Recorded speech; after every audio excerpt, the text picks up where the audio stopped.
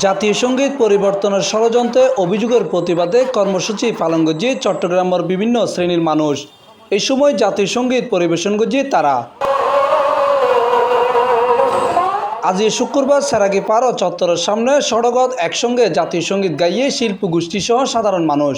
এই সময় তারা জাতীয় সঙ্গীত পরিবর্তনের অপতৎপরতা রুকি বেললে ব্যাকুণের ঐক্যবদ্ধ হবার আহ্বান জানাইয়ে যে জাতীয় সঙ্গীত আরা হাজার কণ্ঠে জাতীয় সঙ্গীত গায়ের এই জাতীয় সঙ্গীত গাওয়ানোর মধ্যে দিয়ে আরা জাতীয় সঙ্গীত লইয়ার যে অবমাননাকর বক্তব্য তার বিরুদ্ধে আরা থিয়ে এই জাতীয় পতাকা এবং জাতীয় সঙ্গীত অর্জনের জন্য বাঙালি জাতিকে হাজার বছরের সংগ্রাম করতে হয়েছে।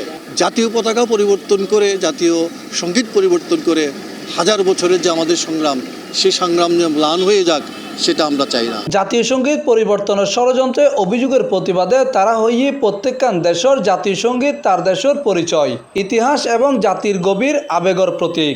আর জাতীয় সঙ্গীত আর জাতীয় পতাকা, এই পতাকা কেউ এই জাতীয় সঙ্গীত কেউ বিচ্ছিন্ন করতে পারে।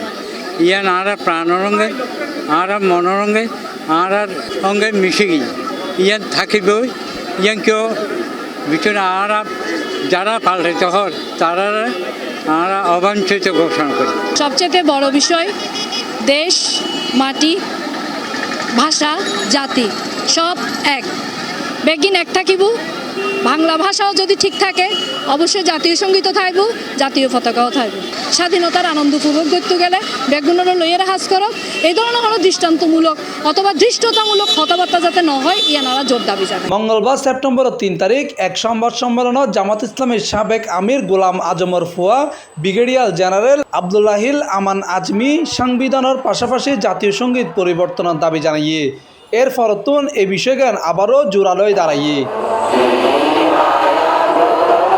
Mohammad Nizamuddin Tipu, C+ TV, Chittagong.